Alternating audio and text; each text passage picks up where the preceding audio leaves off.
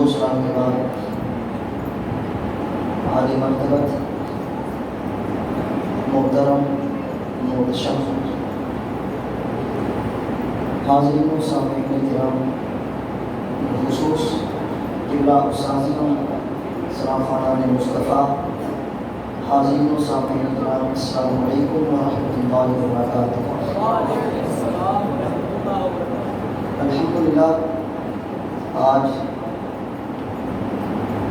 10 محرم الحرام کا بابرکت مقدس متبرک دن ہے اور عظیم الشان فقیر مثال پیغام حسین کانفرنس رضی اللہ تعالی عنہ کا آج عظیم الشان ہمارا دوسرا یہ پروگرام ہے، جس کے اندر آپ اور میں حاضر ہیں، موجود ہیں۔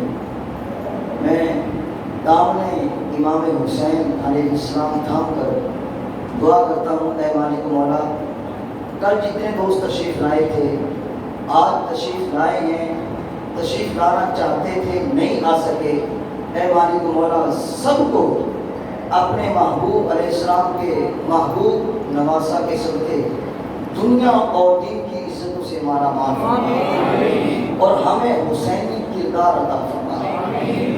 اے مالک مولا نواز رسول علیہ السلام کے صدقے امت مسلمہ کی خیر فرما، عالم اسلام کا بول بالا فرما۔ میں اپنے موضوع کی طرف اپنا موضوع شروع کرتا ہوں۔ اللہ تعالیٰ میری زبان پر کلمۃ الحق جاری فرمائے۔ برادران اسلام، اہل مکہ نے حضور نبی کریم صلی اللہ تعالیٰ علیہ وآلہ وسلم کو بہت دکھ پہنچائے ہیں۔ اہل مکہ نے حضور علیہ السلام کو پتھر مارے، آپ کی راہ میں گڑھے کھودے گئے، کانٹے بچھائے گئے، ہمارے آقا مولا صلی اللہ علیہ وآلہ وسلم پر اوجڑیاں ڈالی گئیں اور اپنے گھروں کے کوڑے لا کر حضور علیہ السلام کے گھر کے باہر رکھ دیے گئے۔ یہ میرے حضور کو کس چیز کی سزا دے رہے تھے؟ پھر کریم آقا صلی اللہ علیہ وآلہ وسلم نے طائف جانے کا ارادہ فرمایا کہ شاید طائف والے لوگ میری بات کو سنیں، لیکن طائف والوں نے آپ کے ساتھ جو دردناک سلوک کیا وہ تاریخ کا انتہائی ایک دردناک بات ہے۔ انہوں نے چند اوباشوں کے ہاتھوں میں پتھر دے دیے اور جس راستے سے کریم آقا صلی اللہ علیہ وسلم نے گزرنا تھا انہیں اس راستے پہ کھڑا کر دیا اور کہا کہ آپ پر سنگسنی کرو، پتھر مارو۔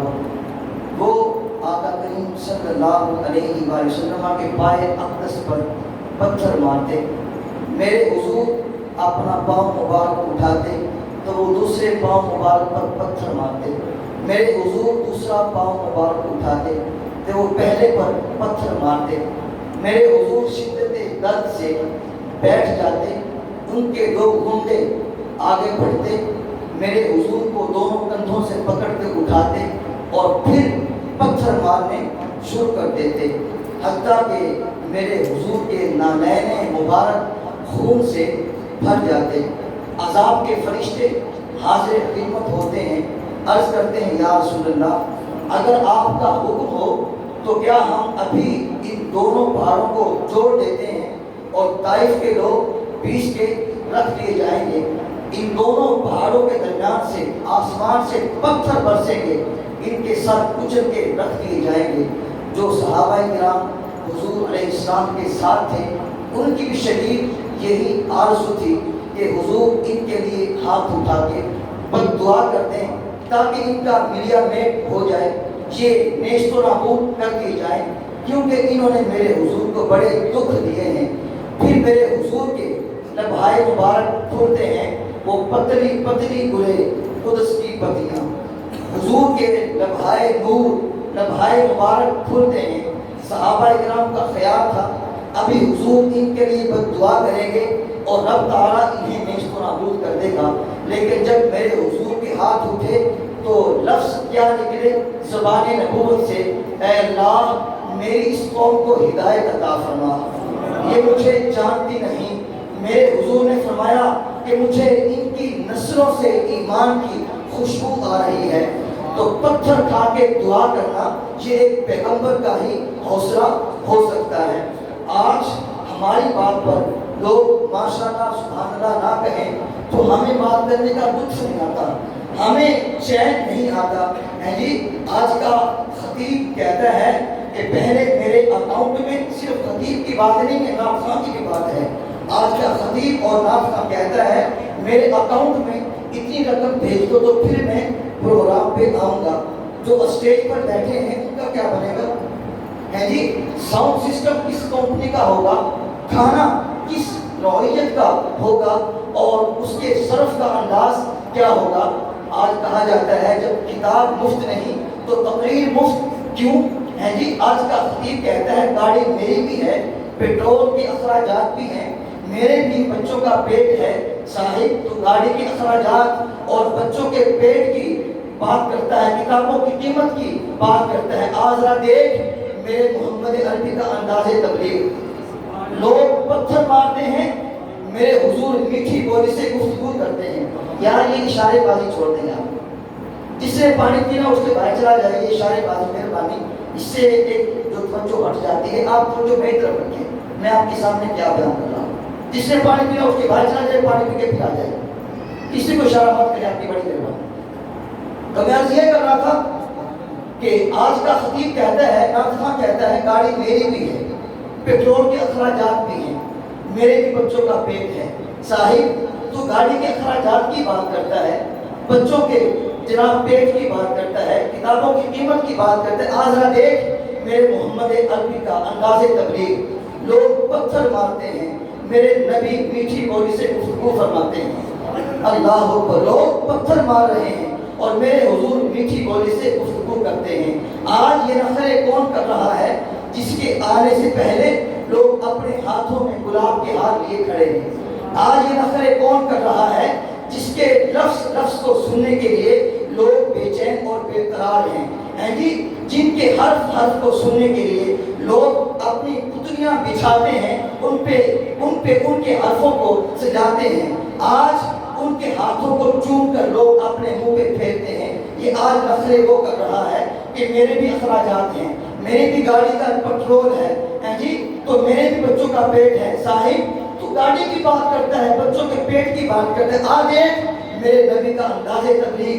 لوگ پتھر مارتے ہیں, حضور میٹھی بولی سے گفتگو کرتے ہیں. لوگ آپ پہ اوجڑیاں ڈالتے ہیں, میرے نبی ہاتھ اٹھاتے ہیں, ان کی ہدایت کے لیے دعا فرماتے ہیں اور فرماتے ہیں مجھے ان کی نسلوں سے ایمان کی خوشبو آ رہی ہے. یہ ایک مبلغ کے لیے کتنی بڑی بات ہے جی. آج ہم یہاں سے بیان کر کے باہر نکلتے ہیں نا, نعت پڑھ کے باہر نکلتے ہیں, جا کے پھر فون پہ بات کرتے ہیں, سناؤ کیسا میں نے پڑھا ہے, کیسا میں نے خطاب کیا جی. یہاں تو یہ باتیں ہوتی ہیں اور ادھر میرے نبی کے لوگ پتھر مار رہے ہیں. حضور ان کے لیے ہاتھ اٹھا کے, دامن پھیلا کے ان کی ہدایت کے لیے دعا کرتے ہیں. اگر نام ان کا لیتے ہو تو کردار بھی ان کا اپنائیے نا جی. آج کہانی یہاں تک پہنچ چکی ہے, ایک شخص میڈیا پر آ کے برملا کہتا ہے کہ کربلا کی جنگ اقتدار کی جنگ تھی. دو شہزادوں کے درمیان معاذ اللہ, اور حسین بن علی باغی تھے, یزید حق پر تھا معاذ اللہ ثم معاذ اللہ. جب یہ بات سارے عام کہی جا رہی ہو تو اس دور میں ایک شخص حسین ابن علی کے نام کی کانفرنس کرواتا ہے. اس میں خطیب آگے 3 گھنٹے جناب وہ اپنے کان پہ ہاتھ رکھ کر سر اور راگ لگاتا ہے اور 60,000 لوگوں سے بطور کے اگلا پروگرام کر رہا ہوتا ہے. میں کہتا ہوں کیا 60,000 لے کر 1,00,000 لے کر حسین ابن علی کی قربانی کا حق ادا ہو گیا ہے؟ جو میرے آقا امام حسین نے قربانی دی ہے اپنی اور آقا امام علی اصغر کی 72 تن قربان کیے ہیں, کیا یہ 60,000 1,00,000 1 کروڑ لے کے اس कुर्बानी का हक अदा हो गया है, जो मिशन था मेरे इमाम का पूरा हो गया है। नहीं साहिब, ये मिशन पूरा नहीं हुआ। ये तो मक्का और ताइफ की कहानी है, ये तो मक्का और ताइफ की कहानी है। आइए मैं आपको मदीना पाक की कहानी सुनाता हूँ। मदीना पाक को आसूदगियों का दौर कहा जाता है। मेरे करीम आका मस्जिद नबवी से बाहर निकलते हैं तो देखते हैं शेखैन हजरत अबू बकर और उमर खड़े हुए हैं। चेहरे पे अजीब सी जनाब अफसुर्दी है, परेशानी है, अफसुर्दगी और नजीदगी का आलम है। मेरे नबी ने फरमाया, अबू बकर ए उमर, इस वक्त यहाँ क्या कर रहे हो? तवज्जो है, इस वक्त यहाँ क्या कर रहे हो? अर्ज किया, बंदा नवाज, भूख ने घर में टिकने नहीं दिया। हमने कहा चल के हुजूर का दीदार करते हैं, कुछ भूख में कमी आ जाएगी, कुछ प्यास में भी कमी आ जाएगी। मेरे पाक नबी ने फरमाया, ए अबू बकर और उमर, जो चीज तुम्हें घर से निकाल लाई है वही चीज मुझे भी घर से निकाल लाई है। इसे कहते हैं लीडरशिप, इसे कहते हैं क़ियादत। अगर अबू बकर भूखे हैं तो चूल्हा मोहम्मद अरबी का भी नहीं चला। अगर फारूक आजम भूखे हैं तो मेरे पाक नबी की बेटी सैयदा फातिमा ज़हरा भी घर में भूखी बैठी हैं। ऐसा नहीं होता कि कारकुनान सड़कों में धक्के खाते फिरे, डंडे खाते फिरे और साहिब एसी के अंदर झूल रहे हों और मुसल्लम जनाब तनावुल फरमा रहे हों। मेरे नबी ने जब भी तबलीग की है अपने किरदार से की है। खंदक का मौका है, एक शख्स, एक सहाबी आपकी बारगाह में हाजिर होते हैं, अर्ज करते हैं, बंदा नवाज, अब तो कमजोरी इतनी बढ़ चुकी है, देखिए मैंने अपने पेट पे पत्थर भी बांधा हुआ है लेकिन खंदक मुझसे नहीं होती जा रही। अल्लाह अकबर। मेरे नबी चाहते तो उन्हें जन्नत की बशारत दे देते, हुजूर चाहते तो जहन्नम से आज़ादी का मुस्ताफ़िज़ा सुना देते, लेकिन मेरे नबी ने जब भी तबलीग की है अपने किरदार से की है। तो सहाबी ने कहा, हुजूर देखिए भूख से ये हाल है, पत्थर पेट पे बांधा हुआ है। मेरे नबी ने अपने शिकमे अधर से कपड़ा हटाया, फकशफहु, कपड़ा हटाया। सहाबी ने क्या देखा कि सहाबी के पेट पे एक पत्थर बंधा है, मोहम्मद अरबी के पेट पे 2 पत्थर बंधे हुए हैं। मेरे नबी ने जब भी तबलीग की है अपने किरदार से की है। ये काम बड़ा मुश्किल है, नारे लगाने और बात है, अमल करना और बात है। तो अर्ज किया, बंदा नवाज, भूख ने घर में टिकने नहीं दिया। हमने कहा हुजूर की बारगाह में चलते हैं, हुजूर का रुखे बद्दुआ देकर कुछ प्यास बुझ जाएगी और